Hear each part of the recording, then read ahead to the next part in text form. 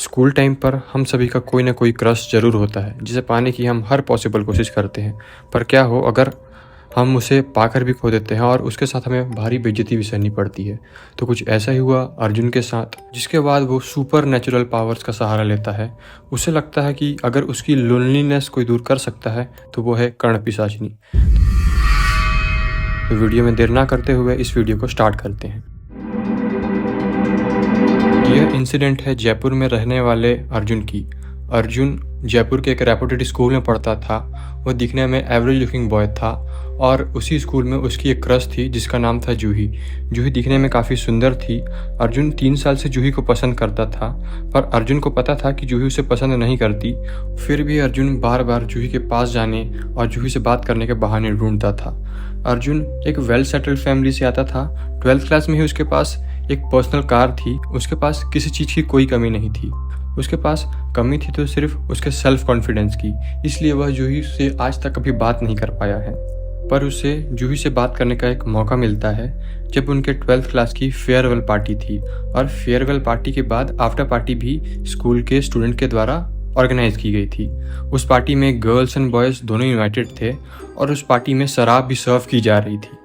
Party में जूही और अर्जुन दोनों आए हुए थे। अर्जुन सिर्फ जूही को देखे जा रहा था। पार्टी में दोनों की नज़रें भी मिलती हैं। जूही को अच्छे से पता है कि अर्जुन क्या चाहता है। जूही ड्रिंक करके अपने दोस्तों के साथ पार्टी एंजॉय कर रही थी और अर्जुन छिप छिप के जूही को देख रहा था। एंजॉय करते करते जूही इतना ज़्यादा ड्रिंक कर लेती है कि उसकी तबीयत ख़राब होने लगती है। वो अपने दोस्तों को बोलती है कि यार मेरी तबीयत ख़राब हो रही है, इसलिए मैं घर जा रही हूँ। पर उसके दोस्त एंजॉयमेंट में इतने बिजी थे कि उन्होंने जूही की बात पर ध्यान नहीं दिया। जूही पार्टी से बाहर निकलती है और अपने कैब का वेट करने लगती है। अर्जुन उसे फॉलो करते करते बाहर निकलता है और जब वो बाहर निकलता है तब देखता है कि जूही को कुछ लड़के अजीब नज़रों से देख रहे हैं। वो हिम्मत करके जूही के पास जाता है और जूही से कहता है कि जूही, रात काफ़ी हो गई है और तुम्हारी तबीयत भी ठीक नहीं लग रही है। तुम्हारे कैब आने में भी लेट है, इसलिए क्या मैं तुम्हें ड्रॉप कर सकता हूँ? इस बात कर सुनकर जूही बोलती है कि तुम वही हो ना जो मुझे पार्टी में घूर रहे थे। जूही की इन बातों को सुनकर अर्जुन थोड़ा नर्वस हो जाता है और जूही से कहता है कि मैं तुम्हें सब बातें बताऊंगा, अभी तुम यहाँ चलो।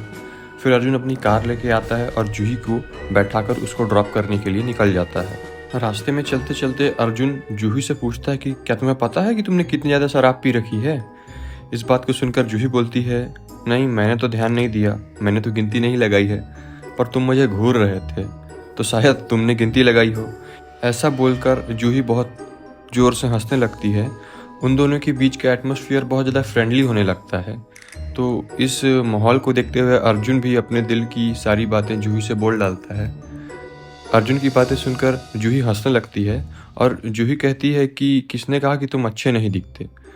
इस बात को सुनकर अर्जुन के मन ही मन बहुत ज़्यादा खुश हो जाता है। कुछ समय बाद जूही अर्जुन से कहती है कि मैं घर नहीं जा रही हूँ, मैंने अपने मम्मी को कहा है कि मैं घर कल सुबह आऊँगी। फिर अर्जुन जूही से पूछता है कि फिर अगर तुम घर नहीं जाओगी तो तुम्हें कहाँ जाना है? तो इस बात का जवाब देते हुए जूही कहती है कि रात कितनी अच्छी है, क्यों ना हम नाइट आउट पे चलें। जूही की बातों को सुनकर अर्जुन की खुशी कोई ठिकाना ही नहीं रहा, क्योंकि वह लड़की जिसे वो 3 सालों से पसंद करता है, आज वो उसके साथ नाइट आउट पे जाने के लिए रेडी हो गई है। फिर अर्जुन अपनी गाड़ी घुमाता है और दोनों जयपुर की सड़कों पे इधर उधर घूमने निकल जाते हैं। घूमते घूमते रात काफ़ी हो चुकी थी, रात करीब 2 बज चुके थे। इसीलिए उन्होंने डिसाइड किया कि हम किसी होटल में स्टे कर लेते हैं। वो एक होटल में जाते हैं और वहाँ रूम लेकर स्टे करते हैं। सुबह जब अर्जुन की नींद खुलती है तो वो देखता है कि जूही वहाँ से जा चुकी है। धीरे धीरे उसे रात की सारी बातें रिकॉल होने लगती है। वो मन ही मन बहुत खुश हो रहा था और अपने दोस्तों को इन बातों को बताने के लिए बहुत एक्साइटेड था। वो जल्दी जल्दी होटल से अपने घर जाता है और घर जाके जैसे ही रेडी होकर स्कूल जाता है, उसकी खुशी का कोई ठिकाना ही नहीं रहा। जब उसके दोस्त उसको देखते हैं तो उससे पूछते हैं कि भाई आज तू इतना ज़्यादा खुश क्यों है? इस बात को सुनते हुए अर्जुन उनको जवाब देता है कि अगर मैं तुमको ये बात बता दूं तुम्हारे पैरों तले ज़मीन खिसक जाएगी। उन दोस्तों के बीच यही बातें हो रही थी। इसी समय जूही पीछे से बहुत गुस्से से अर्जुन के पास आती है और उसे खींच के थप्पड़ मारने लगती है और बोलती है कि तूने मेरे ड्रिंक होने का फ़ायदा उठाया है, तू पागल हो गया है क्या? जूही की इन बातों को सुनकर अर्जुन को कुछ समझ नहीं आ रहा था। अर्जुन जूही से कहता है कि तुमने ही तो नाइट आउट में जाने के लिए बोला था, फिर जूही बोलती है कि तूने अपनी शक्ल भी देखी है, तुझे ऐसे लड़के के साथ मैं बाहर ना जाऊं, तो नाइट आउट तो बहुत दूर की बात है। शुक्र मना कि मैंने तेरी कंप्लेन प्रिंसिपल से नहीं की है। ऐसे जूही सब क्लास वालों के सामने अर्जुन की बेइज्जती कर देती है और वहाँ से चली जाती है। अर्जुन के दोस्त हंसते हंसते हुए कहते हैं कि अभी इतनी सुंदर लड़की क्या तेरे साथ नाइट आउट पे जाएगी? ये कोई कर्ण पिशाचनी थोड़ी ना है जिसे तेरी शक्ल से मतलब ना हो। अर्जुन की आंखों में आंसू होते हैं। वो स्कूल से अपने घर वापस आता है और जाके रूम में अपने आप को लॉक कर लेता है। स्कूल में सारे हुए इंसिडेंट उसके माइंड में चलने लगता है। उसको उन सारी चीज़ों की विजुअल्स बार बार आ रहे थे। फिर उसके माइंड में एक कर्ण पिशाचनी वाली बात क्लिक करती है। उसे समझ नहीं आ रहा था कि ये कर्ण पिशाचनी क्या है, कौन है, कैसे है, इसलिए वो इसके बारे में रिसर्च करना स्टार्ट कर देता है। जब अर्जुन ने कर्ण पिशाचनी के बारे में नॉलेज गेन कर लिया, तब उसे पता था कि वह यह साधना यहाँ घर में रह के तो नहीं कर सकता। फिर वो अपने पापा के पास जाता है और बोलता है कि पापा, मैं 12th के बाद कोटा जाना चाहता हूँ। इस बात को सुनकर अर्जुन के पापा भी काफ़ी खुश हो जाते हैं कि उनका बेटा अपने फ्यूचर के लेकर सिंसियर है। पर अर्जुन के माइंड में तो कुछ और ही चीज़ें चल रही थी। अर्जुन को ये बहुत अच्छे से पता था कि अगर मुझे कोटा जाना है, मुझे वहाँ एडमिशन लेना है, तो मुझे मिनिमम 80% स्कोर 12th में करना ही होगा। अर्जुन काफ़ी मेहनत करता है, 12th में 85% स्कोर भी कर लेता है। 12th के बाद वो कोटा जाता है और एक कोचिंग में एडमिशन ले लेता है और हॉस्टल में रहने के बजाय वो एक 1 BHK का फ्लैट ले लेता है। अर्जुन का जो फ्लैट था वो एक बड़ी सी बिल्डिंग में सबसे टॉप फ्लोर पर था, क्योंकि मोस्टली लोग टॉप फ्लोर पर जाना अवॉइड करते हैं। क्योंकि अर्जुन का विजन एकदम क्लियर था कि उसे कर्ण पिशाचनी की साधना करनी है, इसलिए उसने बहुत दिमाग लगाकर टॉप फ्लोर पर अपना रूम लेकर रखा हुआ था। अर्जुन की जो बहन थी वो भी कोटा में ही रहती थी। अब अर्जुन एकदम फ्री हो गया था और उसके पास कोई नहीं था। उसे पता था कि उसे क्या करना है। फिर उसने कर्ण पिशाचनी की रिसर्च को दोबारा स्टार्ट कर दिया। वह चाहता था कि कर्ण पिशाचनी उसे फर्स्ट अटेम्प्ट में ही सिद्ध हो जाए। काफ़ी रिसर्च करने के बाद उसे पता चला कि उसे यह साधना करने के लिए ऐसे बाबाओं की आवश्यकता होगी जिन्होंने कर्ण पिशाचिनी को पहले से ही सिद्ध करके रखा हुआ है। उसने बहुत रिसर्च किया, बहुत पता किया, हर पॉसिबल कोशिश की। फिर उसे पता चलता है कि पुष्कर घाट अजमेर के पास कुछ ऐसे अघोरी बाबा रहते हैं जिन्होंने कर्ण पिशाचिनी के अलावा अन्य सिद्धियां भी प्राप्त करके रखी थी। अर्जुन को पता था कि अगर कोई इनकी मदद कर सकता है तो ये हैं ये बाबा। अर्जुन वहां जाने का प्लान बनाता है और कुछ दिनों बाद पुष्कर के लिए निकल जाता है। अर्जुन वहां पहुंचकर धीरे धीरे एक्सप्लोर करने लगता है, वहां के बाबा की जानकारियां निकालने लगता है। वहां कुछ समय टाइम स्पेंड करने के बाद अर्जुन को यह पता चलता है कि अघोरियों का एक ग्रुप है जो पिशाच साधना करते हैं। वह अगले महीने पुष्कर जाता है और वहां 10 दिन उन बाबाओं के साथ रहता है। धीरे धीरे उन बाबाओं के बीच उसकी बातचीत शुरू हो जाती है और वो बाबाओं से अच्छे संबंध बना लेता है। वो देखता है कि उन बाबाओं के पास अलग अलग प्रकार की किताबें हैं और एक बाबा जिसको उसने अपना बहुत क्लोज बना रखा था, जिसके पास यह बुक थी, एक दिन उसे मौका मिला और उसने कर्ण पिशाचनी के बारे में बाबा से पूछा। बाबा ने बताया कि यह कर्ण पिशाचनी की साधना बहुत खतरनाक साधना है।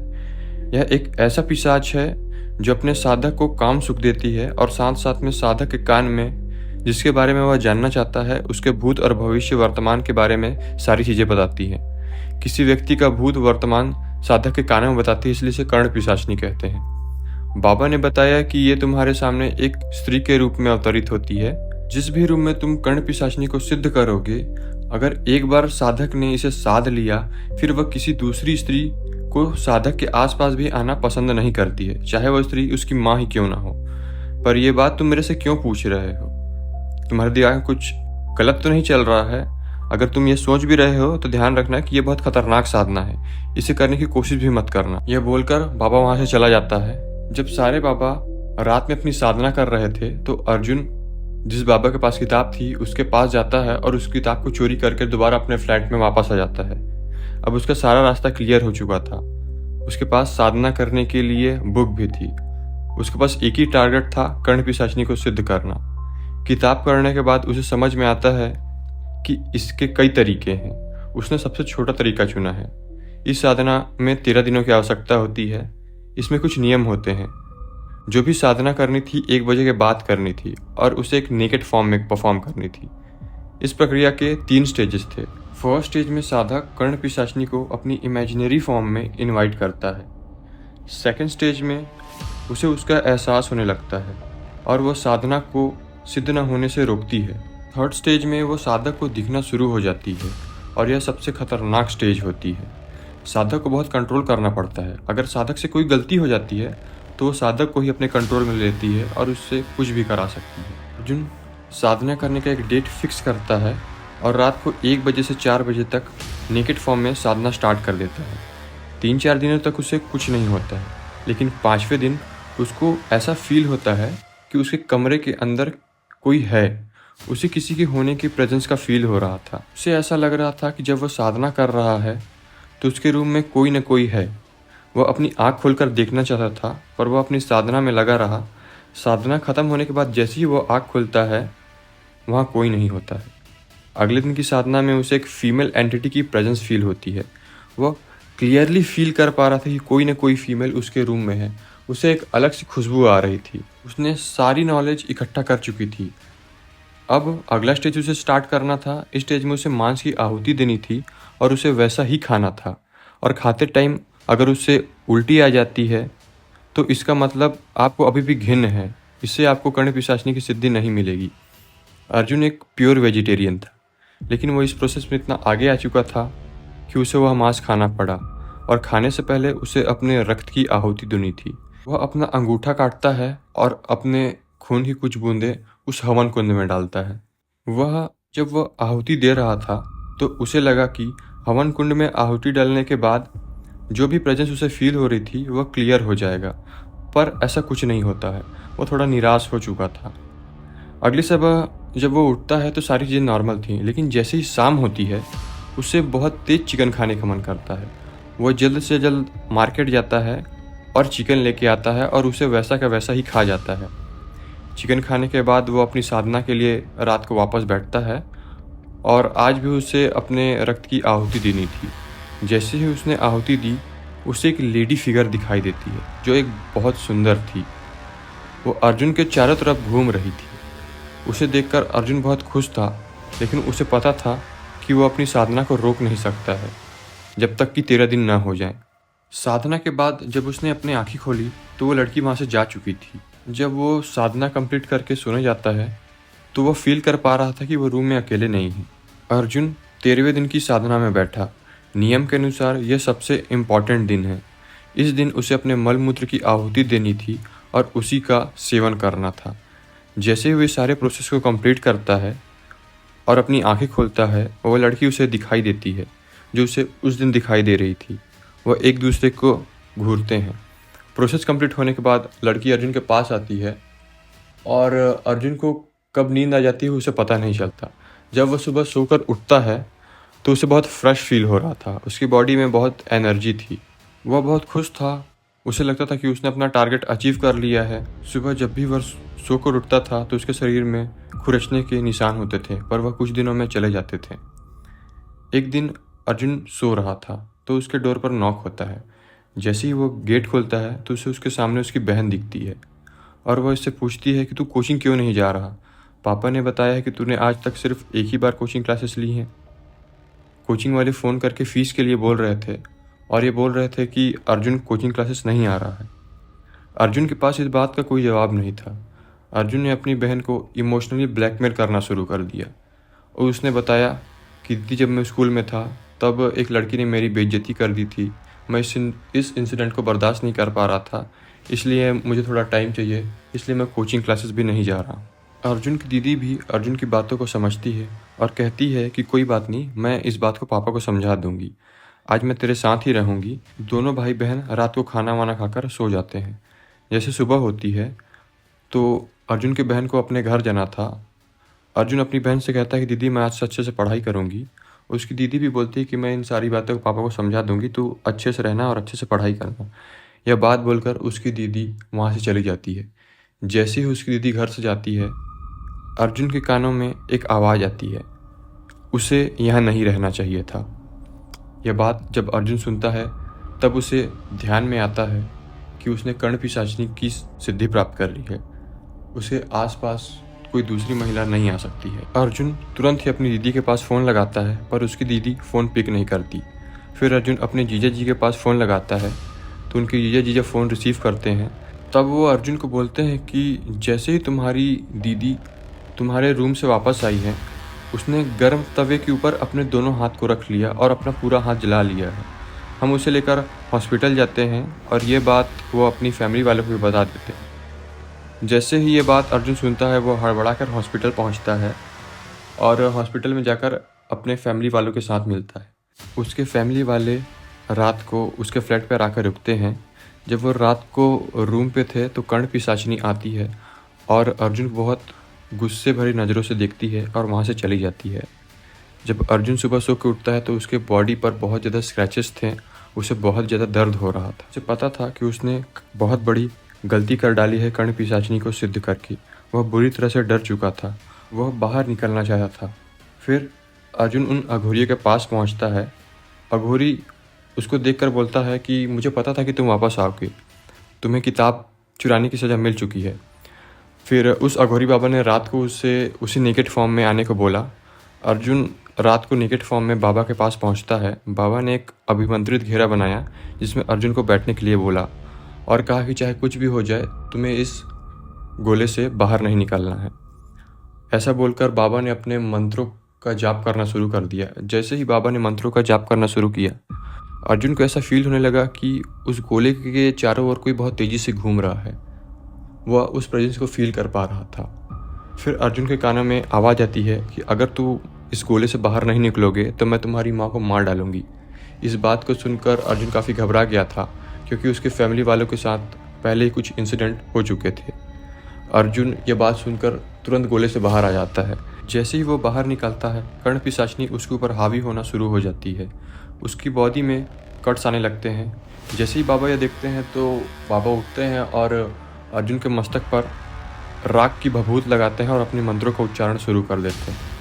मंत्रों के उच्चारण के कुछ समय बाद ही वहाँ 7 से 8 पिशाचिनियाँ और आती हैं और उस कर्ण पिशाचिनी को पकड़कर घसीटते हुए हवन कुंड की तरफ लेके जाती हैं। जैसे ही वो पिशाचिनियाँ उस कर्ण पिशाचिनी को हवन कुंड में डालती हैं, अर्जुन बेहोश हो जाता है। जब अर्जुन की आँख खुलती है तब उसने बाबा बताते हैं कि मैंने तुम्हें उस कर्ण पिशाचिनी से मुक्त कर दिया है, अब वो तुम्हें कभी परेशान नहीं करेगी। बाबा कहते हैं कि अगर तुमने थोड़ी देर और की होती तो इसे कंट्रोल करना मुश्किल होता। बाबा की इन बातों को सुनकर अर्जुन रोने लगता है और बाबा से माफ़ी मांगता है। बाबा उससे माफ़ करते हुए बोलते हैं कि कोई बात नहीं बेटा, जो होता है वो अच्छे के लिए होता है।